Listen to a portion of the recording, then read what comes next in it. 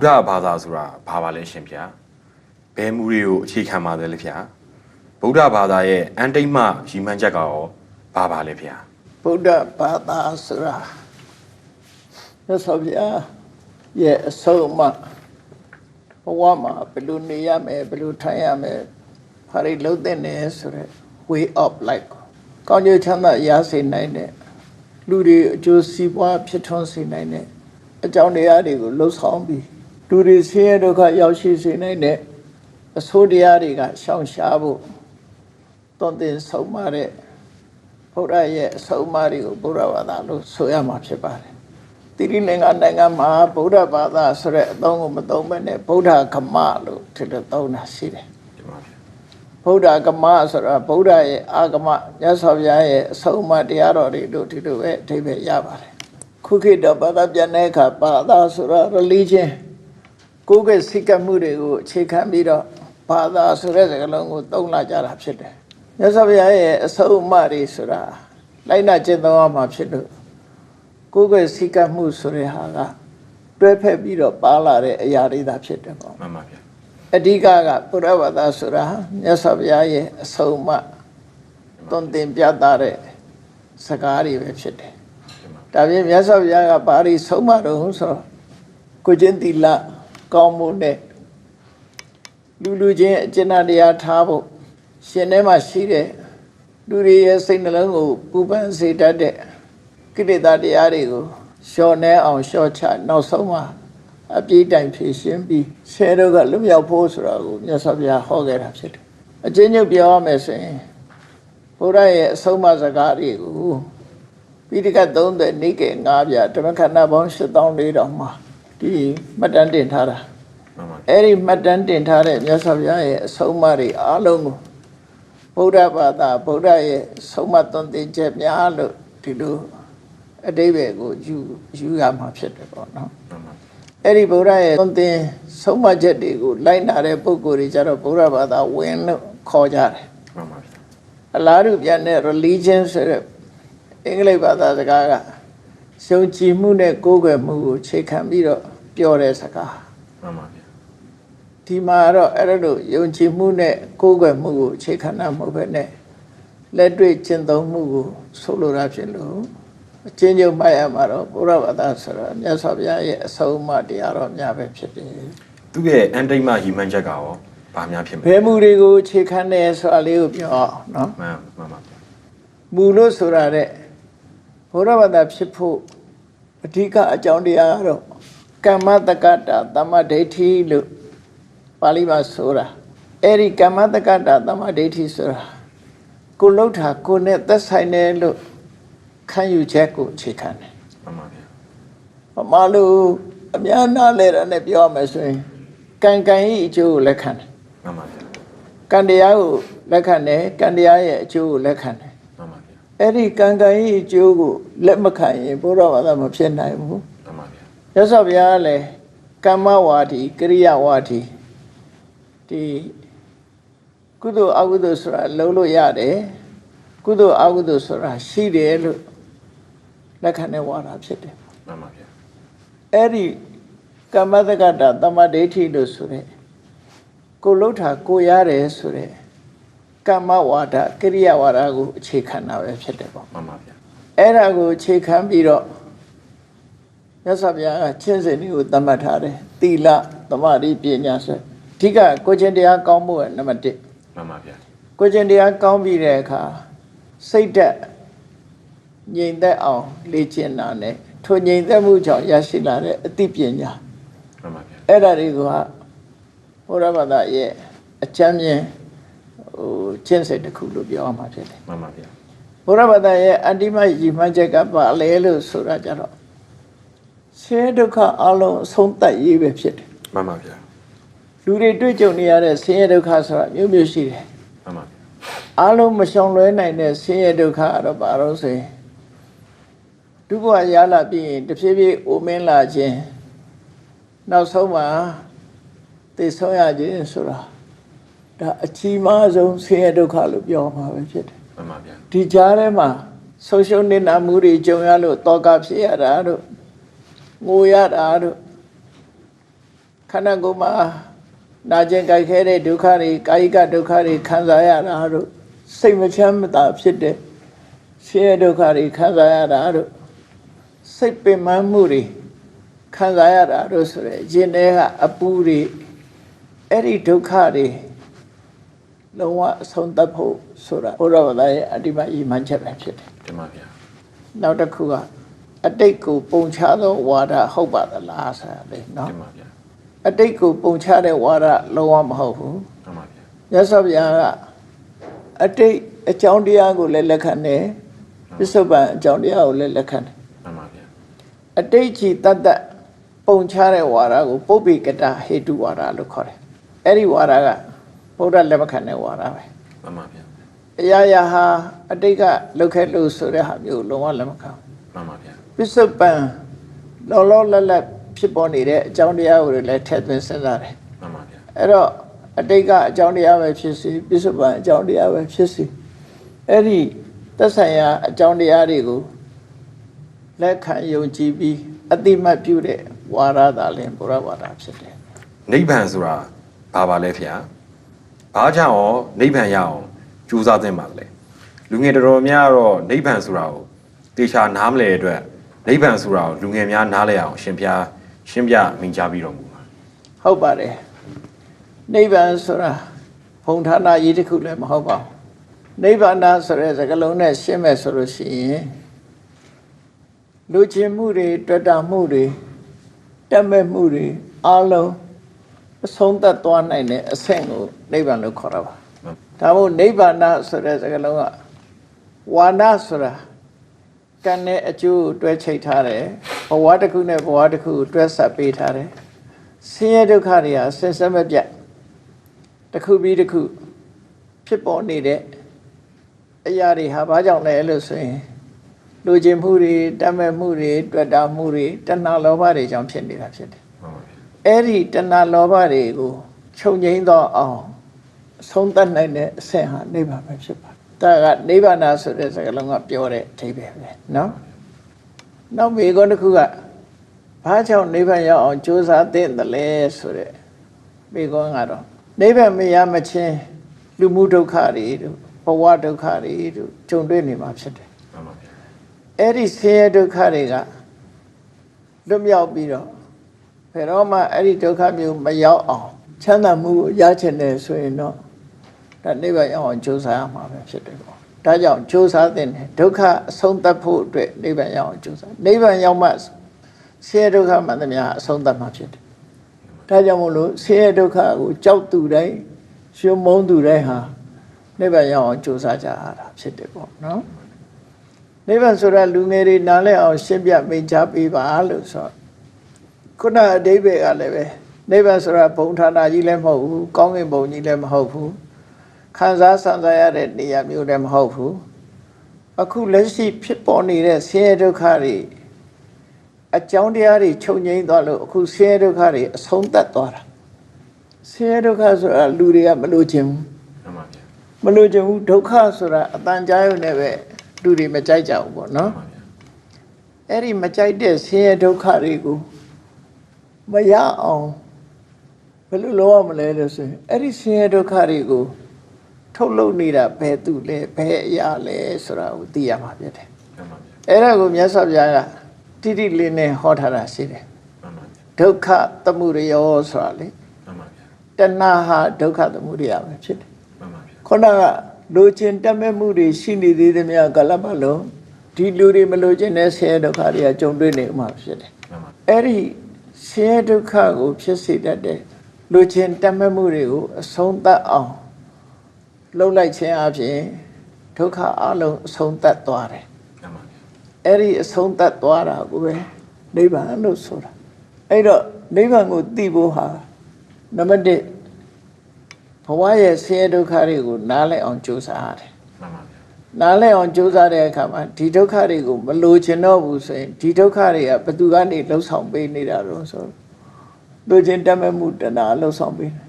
ဒါဖြင့်လိုချင်တတ်မဲ့မှုတဏှာကိုဖယ်ရှားပြစ်လိုက်လို့ရှိရင်အကြောင်းတရားတွေချုပ်ငြိမ်းသွားလို့အကျိုးတရားငြိမ်းသွားတဲ့အဆင့်ကိုလည်းနိဗ္ဗာန်လို့ပြောတာဥပမာမဲ့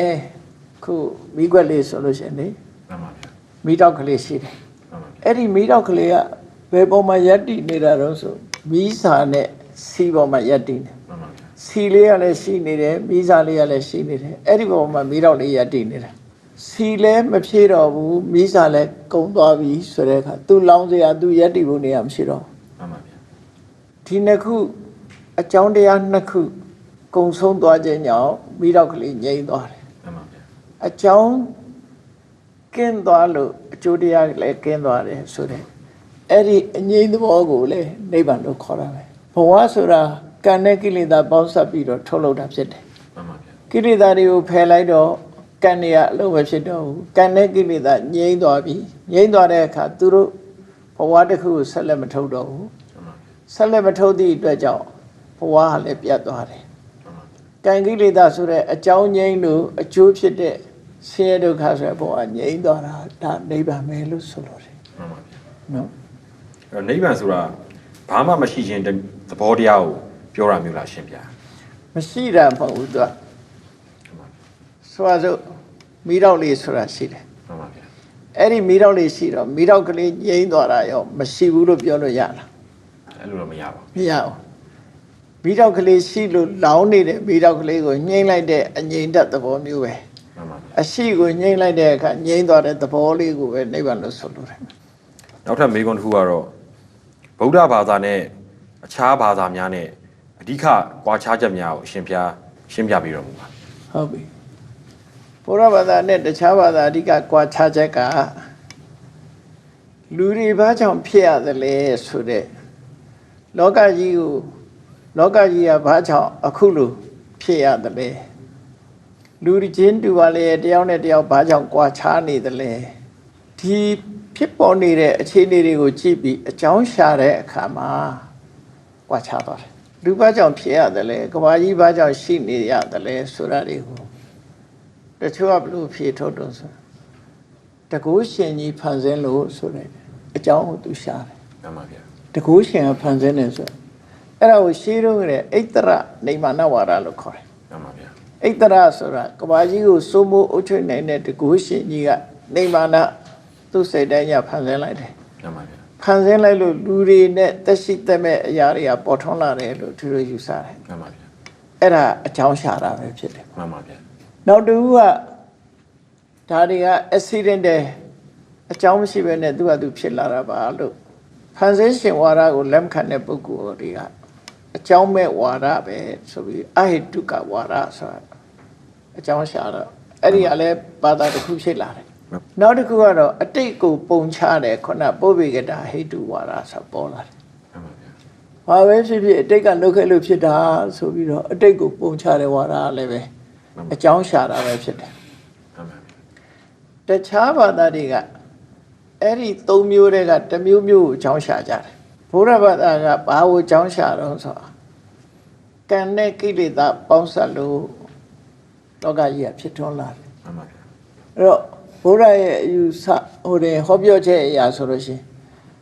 အဓိကအကြောင်းရင်းကကံနဲ့ကိလေသာ မှန်ပါဗျာ ထိုကံနဲ့ကိလေသာအပြင်မှာရုပ်ကိုဖြစ်စေတတ်တဲ့ကံစိတ်ဥတုအာဟာရဆိုတဲ့အကြောင်း၄မျိုး မှန်ပါဗျာ နန္တရားကိုဖြစ်စေတတ်တဲ့အာယုန်နဲ့ဝဋ္ထုစတဲ့အကြောင်းတရားတွေကအမျိုးမျိုး မှန်ပါ ပဋ္ဌာန်း24ပစ္စည်းမှာဆိုရင်အကြောင်းပေါင်း24မျိုး မှန်ပါဗျာ ပရိစ္ဆသမုပ္ပါဒ်မှာဆိုရင်အကြောင်းအကျိုးတွေကိုမြတ်စွာဘုရား12မျိုးထိအောင်စကလုံးသုံးပြပြီးတော့ဖော်ပြထားတယ် မှန်ပါ အဲ့ဒီအကြောင်းတရားရှာတဲ့ပုံမှာအဓိကကွဲပြားခြားနားကြတယ်အဲ့ဒီအကြောင်းတရားရှာတဲ့နေရာမှာဘယ်ဟာကြောင့်ဘာကြောင့်ဖြစ်တယ်လို့ဆိုတဲ့နေရာဒီအကြောင်းရှာတဲ့နေရာအဓိကကွာခြားပြီးတော့ကွာခြားပုံကတော့ဘုရားကဣတရနေမာနသာဝရဘုရားတကုရှင်ဖန်ဆင်းလို့ဖြစ်တယ်ဆိုတဲ့အချက်ကိုလည်းလက်မခံဘူး မှန်ပါ ပြောစရာတွေဝေဖန်စရာတွေအများကြီးရှိတယ်အကြောင်းမဲ့ဖြစ်တယ်ဆိုတာလည်းလက်မခံဘူးအကြောင်းရှိတယ်အတိတ်အကြောင်းတစ်ခုတည်းကိုပဲပုံချတဲ့ဝါဒမျိုးကိုလည်းလက်မခံဘူး မှန်ပါဗျာ တကယ်ကတော့အကြောင်းဆိုတာအမျိုးမျိုးရှိတယ်အတိတ်ကအကြောင်းလည်းပါမယ်ပစ္စုပန်အကြောင်းလည်းပါမယ် မှန်ပါဗျာ အဲ့ဒီအကြောင်းတွေကြောင့်သာလျှင်တတ္တလောကကြီးနဲ့ဩဃာတလောကကြီးတွေကဖြစ်ထွန်းနေတာလို့ မြတ်စွာဘုရားရှင်းပြတယ်အဲ့တော့အကြောင်းအကျိုးရှာတာချင်းကြွာချတယ်လို့သူတို့ပြောနော် ဘုံဘုံခုနကမင်းခဲ့တဲ့ကံနဲ့ကိလေသာဆိုတာကံဆိုတာဘာပါလဲကိလေသာဆိုတာဘာပါလဲရှင် ကံဆိုတာလူတွေရဲ့ intention နဲ့ပြောလိုက်တဲ့အရာနဲ့ပြုလုပ်လိုက်တဲ့ကိစ္စကိုကံလို့ခေါ်တယ် မှန်ပါဗျာ လူတွေရဲ့ intention ဆိုတာစေရနာပေါ့ရှင်တွေကလှုပ်ဆော်မှုရှင်တွေကလှုပ်ဆော်တဲ့စေရနာလေးဟာအဓိကဖြစ်လို့သူ့ကိုကံလို့ခေါ်တယ် မှန်ပါဗျာ စေရနာဟံဘိက္ခွေကမ္မဝရာမိလို့ပြောဆိုကြပြီမဲ့နိဗ္ဗေရိကတုတ်တစ်ခုမှာပဲအဲ့ဒါတွေ့ရတယ်ကံဆိုတာဟာဒီစိတ်မှာဖြစ်ပေါ်နေတဲ့ရည်ရွယ်ချက်တွေလှုံ့ဆော်ချက်တွေအလုံးကိုကံလို့ဆိုနိုင်တယ်ပေါ့နော် မှန်ပါဗျာ ကမ္မပစ္စည်းအောက်မှာကြည့်လိုက်လို့ရှိရင်စေရနာကိုကံလို့ခေါ်ခဲ့တယ်ပဋ္ဌာန်း24ပစ္စည်းမှာဘုရားကမ္မပစ္စည်းအောက်ဆိုတာစေရနာကိုအဓိကထားပြီးတော့ဟောတာအဲ့တော့စေရနာလဲကံပဲသူများပစ္စည်းကိုမတရားလို့ခြင်းနဲ့လောဘကိုယ်ဟာဖြစ်ခြင်းနဲ့အဘိဓါဆိုတဲ့လောဘ မှန်ပါဗျာ လူတယောက်ကိုပျက်စီးသွားစေခြင်းနဲ့ဗျာပါဒဆိုတဲ့အမုန်းဒေါသ မှန်ပါဗျာ အမှန်မမြင်တဲ့အမှားကိုလက်ခံထားတဲ့မိစ္ဆာဒိဋ္ဌိဆိုတဲ့အရာလည်းပဲကံလို့ခေါ်ပါတယ် မှန်ပါဗျာ အဲ့လောဘနဲ့ဆန့်ကျင်မဲ့အလောဘဗျာပါဒနဲ့ဆန့်ကျင်တဲ့အဗျာပါဒမေတ္တာ မှန်ပါဗျာ တမ္မာဒိဋ္ဌိဆိုတဲ့ကံကံရဲ့အကျိုးလက်ခံတဲ့ဉာဏ်ကိုလည်းပဲကံလို့ခေါ်ပါတယ်ကံလို့ဆိုတာဟာစေရနာနဲ့စေရသိက်အချို့တရားတွေကိုမြတ်စွာဘုရားကံလို့ခေါ်ပါတယ်အဲ့ဒါတွေကြောင့်အလုတ်တစ်ခုဖြစ်လာတယ်အလုတ်ကဘာလို့ဆိုရင်နှုတ်နဲ့စိတ်ထဲကကြံတွေးတာဖြစ်တယ်နှုတ်နဲ့ပြောဆိုတာဖြစ်တယ်ကိုရီလေး mental action တို့ verbal action တို့ physical action တို့ပေါ့နော် မှန်ပါဗျာ အဲ့ဒီလှုပ်ဆောင်မှုတွေကိုဖြစ်ပေါ်စေလို့အဲ့ဒါကိုကံလို့ခေါ်တယ်အကြောင်းတရားကိုခေါ်လိုက်တာ မှန်ပါ ကိလေသာဆိုတာကြတော့ချစ်ချင်းမုန်းခြင်းနဲ့ရှင်တွဲလာတဲ့ဖြစ်ပေါ်လာတဲ့ရှင်ထဲမှာပူလောင်စေတတ်တဲ့အရာနဲ့စိတ်ကိုညှဉ်းနှွမ်းသွားစေတတ်တဲ့တဘာဝတရားတွေကိုအကုသိုလ်တရားတွေကိုကိလေသာလို့ခေါ်တယ် မှန်ပါဗျာ နော် မှန်ပါဗျာ ပြောမယ်ဆိုရင်လောဘတို့ဒေါသတို့မောဟတို့မာနတို့ဒါတွေကိုကိလေသာလို့ခေါ်တာနော် ဒီပြီးတော့ဒီဗုဒ္ဓအဟောတွေမှာပါတဲ့ဒီနတ်ပြည်မြမာပြည်ငရဲပြည်နဂါးပြည်တို့ဟာဗမာရှိပါသလဲဗျာဒီပြီးတော့အနီးဆက်ဆုံး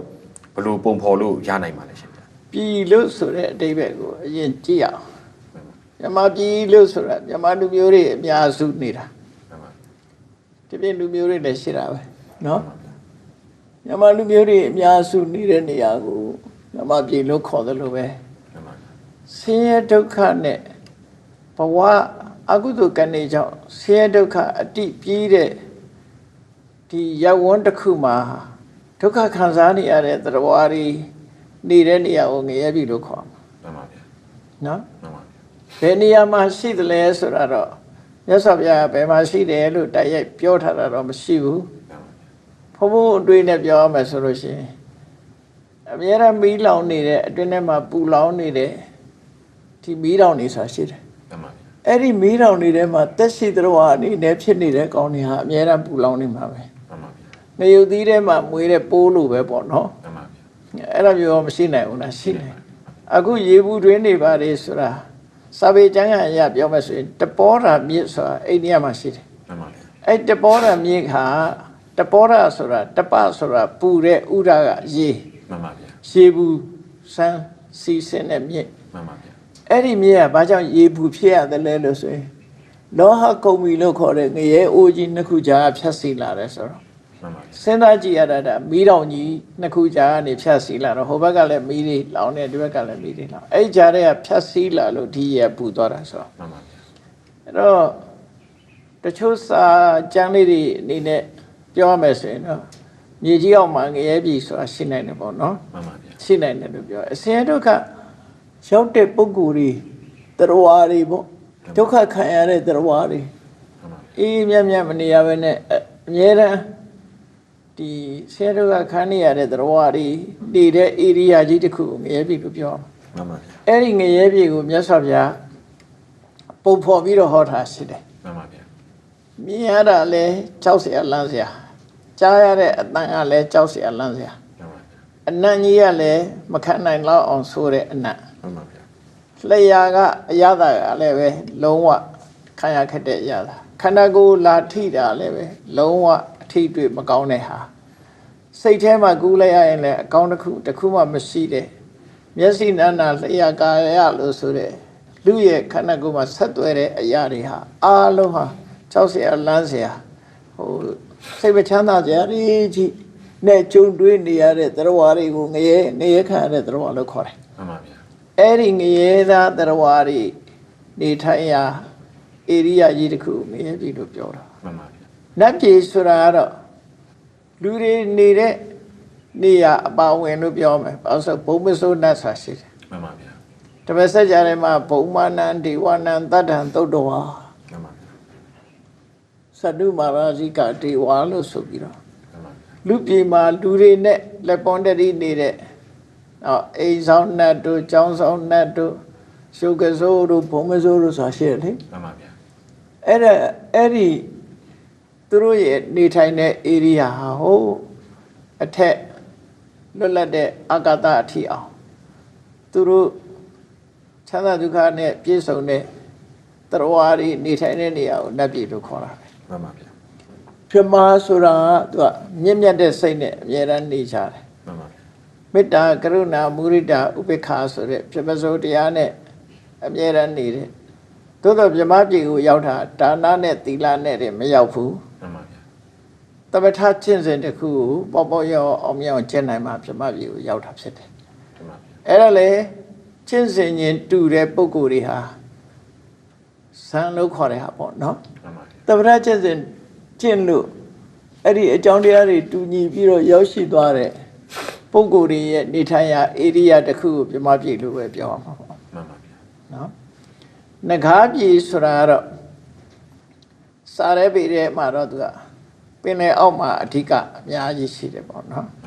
မြစ်မို့တောင်အောက်မှာလည်းရှိတယ်လို့ဆိုတယ်အဲ့တော့နဂါးလို့ဆိုတာပမာပြည်ကနဂါးဆိုတာတော့ပကြီးဆရာတွေရဲ့ကောင်းမှုနဲ့အချွန်တက်ပါမနဂါးလို့ထင်တယ်မှန်ပါဗျာအိန္ဒိယနိုင်ငံမှာဆိုလို့ရှိရင်ဒီကောဘရာဆွဲမွေဟောက်ကြီးတွေကိုလေမှန်ပါဗျာနာဂါလို့ခေါ်တာမှန်ပါဗျာအဲ့ဒီနာဂါကနေနဂါလို့ပြောလာကြတာမှန်ပါဗျာအိန္ဒိယနိုင်ငံမှာနာဂါဆိုတာအဲ့ဒီပပြင်းထောင်နဲ့မွေဟောက်ကြီးတွေကိုအဓိကထားပြီးတော့ခေါ်တယ်ပမာအယူဆနဲ့နဂါဆိုတာဒီကနေ့လူတွေကမတွေးကြတော့သူကမွေဟောက်ကိုမွေဟောက်တို့ဘွေးတို့ပေါ့နော်အဲ့ဒီအကောင်တွေကိုနာဂါလို့ခေါ်တာအဲ့တော့အဲ့ဒီအကောင်တွေကမြေကြီးအောက်မှာလည်းရှိတယ်အကောင်ကြီးကြီးတွေကြတော့ပင်လယ်အောက်မှာလည်းရှိတယ်မှန်ပါဗျာအဲ့ဒါသူတို့အများဆုံးနေတဲ့ဧရိယာကိုနဂါပြည်လို့ခေါ်မှာနော်ဒါကတော့တရဝါတွေရှိတဲ့နေရာတစ်ခုအများဆုံးရှိတဲ့နေရာတွေကိုရည်ညွှန်းပြီးခေါ်တာပါမှန်ပါကာမေသူမိစ္ဆာစာရကံဟာအိမ်အောင်ရှိရဲ့လူနဲ့ပြင်မာမိမှထိုက်တာမျိုးလားရှင်ဗျာယခုခေတ်လူနေထိုင်မှုပုံစံမျိုးမှာ living together နေလို့ရှင်ရောဒီကံထိုက်ပါသလားနောက်တစ်ခုကကြတော့ယောက်ျားဖြစ်သူကအပီးတိုင်ရဟန်းဝတ်ခဲ့လို့ရှင်မိန်းမဖြစ်သူကိုကွာရှင်းခွင့်ပေးခဲ့စင်ပါသလားကွာရှင်းခွင့်မပေးဘဲရဟန်းပေါင်နဲ့နေပါကလည်းအဲ့ဒီရဟန်းနဲ့ဒီမိန်းမနဲ့ကအကျဉ်းလင်များဖြစ်မြောက်နေစေလားရှင်ဗျာဟုတ်ပြီကာမေတုမစ္ဆာစာရကံဟာအိမ်တော်ရှိတဲ့သူနဲ့ပြမမိမှထိုက်တာမျိုးလားဆိုယောက်ျားဘက်ကကြည့်မယ်အမျိုးသားတွေမပြစ်မှားရမယ်အမျိုးသမီးက20ရှိတယ်မှန်ပါဗျာအကြမ်းဖျင်းပြောမယ်ဆိုရင်အမေရဲ့အုပ်ထိပ်မှုအောက်မှာရှိတယ်အဖေရဲ့အုပ်ထိပ်မှုအောက်မှာရှိတယ်မိဘနှစ်ပါးလုံးရဲ့အုပ်ထိပ်မှုအောက်ညီကောင်မောင်နှမတွေရဲ့အုပ်ထိပ်မှုဆိုလိုတာကမိသားစုဝင်ဖြစ်လာလို့ရှိရင်တော့မိသားစုရဲ့ဆောက်ရှောက်မှုလို့ခေါ်တာပဲဒါ responsible ဖြစ်သွားပြီလေမှန်ပါဆွေမျိုးတော်လာပြီဆို responsible အဲ့ဒီအပြိုပဲဖြစ်စေယောက်ျားတွေကအမေရဲ့ထိမ့်သိမ်းဆောက်ရှောက်မှုအဖေရဲ့ထိမ့်သိမ်းဆောက်ရှောက်မှုတွေမကင်းသေးတဲ့အမျိုးသမီးတယောက်နဲ့ပြစ်မှားလို့ရှိရင်ကာမိသမီးဆာဆရာကထိုင်တယ်နောက်တစ်ခါကြတော့မယား10မျိုးလို့ခေါ်တယ်တဝူကအိမ်အောင်ပြုတ်ထားတဲ့မျိုးသမီးတွေတနည်းနည်းနဲ့အိမ်အောင်ပြုတ်ထားတဲ့မျိုးသမီးက10မျိုးရှိတယ်အဲ့ဒီ10မျိုးနဲ့ပြစ်မှားလို့ရှိရင်လည်းမျိုးသားတွေဟာကာမိသမီးဆာဆရာကထိုင်တယ်အမျိုးသမီးဘက်ကနေကြည့်မယ်ဆိုလို့ရှိရင်အမျိုးသမီးတွေဟာကိုယ်နဲ့အိမ်အောင်ပြုတ်ထားတဲ့ပုဂ္ဂိုလ်ကလွဲပြီးတခြားပုဂ္ဂိုလ်နဲ့ ပြုမှလို့ရှိရင်မျိုးသမီးတွေကကာမတုမိစ္ဆာဆိုတာကထိုက်တယ် တင်ပါဗျာ နော် ဖုံဖုံပြောပုံရဆိုလို့ရှိရင်အမျိုးသားတွေကအိမ်အောင်မပြုတ်မချင်းအောင်ဘယ်မျိုးသမီးနဲ့မှဒီပြင်မာလို့မရဘူးဆိုတဲ့ပုံစံမျိုးဖြစ်နေတာ ဟုတ်တယ် unlawful sexual relation lawful ဆိုတာလူတိုင်းမှာနိုင်ငံထဲမှာလည်းဥပဒေတွေရှိတယ်လေ မှန်ပါ သူကထုံတန်းစင်လာအရာထိမ်းမြန်းထားတာမဟုတ်ဘဲနဲ့အမိရဲ့အုတ်ထိန်မှုအောင်ရှိတယ်ဖေရဲ့အုတ်ထိန်မှုအောင်ရှိတဲ့ဟာတွေနဲ့ဆိုရင်သူကကာမေစုမိစ္ဆာစာရလို့ပဲခေါ်တယ်မျိုးသားတွေကပိုများတယ် တင်ပါဒါဖြစ်ရင်ပြည်တန်စာတွေကိုအခကြီးငွေပေးပြီးတော့ပျော်ပါတာမျိုးကြာ အဲ့ဒါတော့လွတ်တယ်သူက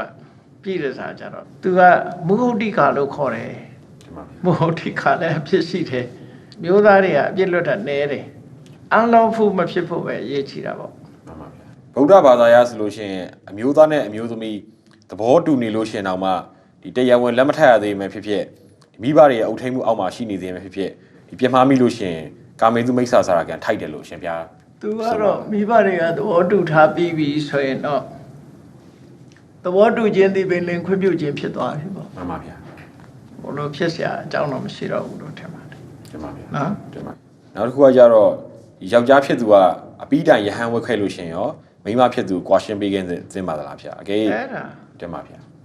အဲ့ဒါကတော့ တင်ပါဗျာ ရဟန်းဝတ်တယ်ဆိုတာ renounce လုပ်တာပဲ renounce ဆိုတာဘာတွေကိုဆုံးလို့ရတော့ဆိုရင်ဆွေမျိုးတွေကိုဆုံးလို့ရတယ်ကိုယ်ပိုင်တဲ့ပစ္စည်းဥစ္စာတွေကိုဆုံးလို့ရတယ်ဆွေမျိုးဆိုတဲ့အထက်မှာထားလိုက်ပါတော့ကိုယ်အိမ်နောက်ရှင်းအိမ်နောက်ဘက်ကိုလည်းဆုံးလို့ရတယ် တင်ပါဗျာ နော်အဲ့ဒါတွေကို renounce လုပ်ပြီးတော့ရဟန်းဘွားကူကြတာ မှန်ပါ ရှေ့ခေတ်ထုံတန်းဆက်လာအဲ့လို မှန်ပါဗျာ သို့တော့အပြည့်တိုင်ကွာရှင်းပေးခဲ့တဲ့မှာသလားဆိုတဲ့ပေးခွင့်ကြတာသူကကွာရှင်းပေးသည်ဖြစ်စေမကွာရှင်းပေးသည်ဖြစ်စေသူက renounce လုပ်တော့ရဟန်းဝတ်လို့ရှိရင်အထက်ကမိန်းမရှိမှခွင့်မပန်းဘူးမိဘရှိမှပဲခွင့်ပန်းရ မှန်ပါဗျာ အမျိုးသမီးကသဘောတူသည်ဖြစ်စေသဘောမတူသည်ဖြစ်စေသူကအလိုလျောက်ရဟန်းဖြစ်သွားရင်ကွာရှင်းပြီးသားဖြစ်သွားတယ်သူ့အနေနဲ့ကလည်းပန်းဆိုင်မှုတွေအလုံးကိုဆုံးလပ်ပြီးသားဖြစ်သွားတယ် မှန်ပါဗျာ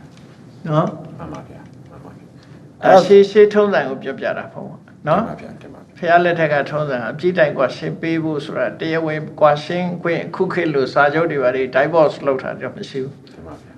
သူတင်အောင်ဝတ်သွားတာနဲ့တပြိုင်နက်ကွာရှင်းပြီးသားဖြစ်သွားပြီ တင်ပါဗျာ နော်အဲ့လိုဆိုလို့တယ်ကွာရှင်းခွင့်မပေးဘဲရဟန်းပေါင်နဲ့ဝင်ကအကျဉ်းလင်မယားအဖြစ်အရာရောက်နေစေလားဆိုလင်မယားလို့သွားနေရင်တော့ဒီကဘုန်းကြီးဘုရားဆွန့်လွှတ်ရမယ်သူက မှန်ပါဗျာ မကျူးလွန်ရင်တော့သူကနေလို့ရတယ် မှန်ပါဗျာ ဒီလိုပဲဖះလက်ထက်ကတထေသာသူဒိဋ္ဌာဆိုတာသူ့အမေဖေတွေစီကိုအတင်းကျပ်ခွင့်တောင်းပြီးတော့ဝတ်တာ မှန်ပါဗျာ သူစနီးမယားနဲ့အိမ်မှာရှိတာပဲ မှန်ပါဗျာ သို့တော့သူဘာမှမပတ်သက်ဘူးဆိုလို့ရှိရင်တော့သူကရဟန်းကောင်းပဲ တင်ပါဗျာ ခုနလိုပတ်သက်ရင်တော့သူကပြည့်ရှိတယ်အဲ့ဒါ မှန်ပါဗျာ မြတ်စွာဘုရားတရားထွက်အချက်တော့ရသောရိယာနဲ့သူကွာရှင်းခဲ့တာမှမဟုတ်ဘူး မှန်ပါ သို့တော့လည်းမပတ်သက်ဘူးဆိုတာသိသွားပြီလေ ခြံနာချင်းခံတဲ့အမျိုးသမီးအနေနဲ့ကြတော့နောက်ထပ်အိမ်အောင်ပြုလို့ရလားဗျာ ရတယ်ဆုံးလို့တော့ရတယ်အမျိုးသမီးတွေမှာအိန္ဒိယထုံးစံအရပြောမှဆိုရင် တင်ပါဗျာ သူတို့မှာသားယောက်ျားထွန်းကားသည်ဖြစ်စေသားယောက်ျားထွန်းကားမှယောက်ျားရဲ့အမွေကိုခံယူခွင့်ရှိတယ် မှန်ပါဗျာ သားယောက်ျားမထွန်းကားလို့ရှိရင်သူကဒီတိုင်းပဲအဝတ်တစ်ထည်ကိုယ်တစ်ခုနဲ့ပဲအိမ်မော်ဆင်းရတယ် မှန်ပါဗျာ ဘာမှပတ်ဆိုင်ခွင့်မရှိဘူးသားယောက်ျားထွန်းကားလို့ရှိရင်သားယောက်ျားကိုအကြောင်းပြုပြီးတော့သူတို့ကသားကအမွေခံတာ မှန်ပါဗျာ သူကတော့အမွေခံတာမဟုတ်ဒါပေမဲ့သားကိုအကြောင်းပြုပြီးသူ့ဘဝဆင်ပြေတယ်သားသမီးမရှိဘူးဆိုတဲ့အမျိုးသမီးကတော့ဒီတိုင်းပဲဘာမှဆက်ခံခွင့်မရှိတော့ မှန်ပါ ဒါအိန္ဒိယရဲ့ထုံတန်းစင်လား မှန်ပါ ဒါကြောင့်မို့လို့သူတို့ကသားသမီးမထွန်းကားဘူးဆိုရင်သူတို့ဘဝအတွက်တားဆိုးရိတ်တယ် မှန်ပါဗျာ ခုခေတ်ကတော့အဲ့လိုမရှိတော့ပါဘူးနော်မရှိတော့အနောက်တိုင်းဆိုတာဆိုသေးတယ် divorce လုပ်ရင်ယောက်ျားအများကြီးရောရတယ် မှန်ပါဗျာ လူမှုနဲ့သက်ဆိုင်တဲ့ဘာသာနဲ့မသက်ဆိုင်ဘူးဒါတွေကနော်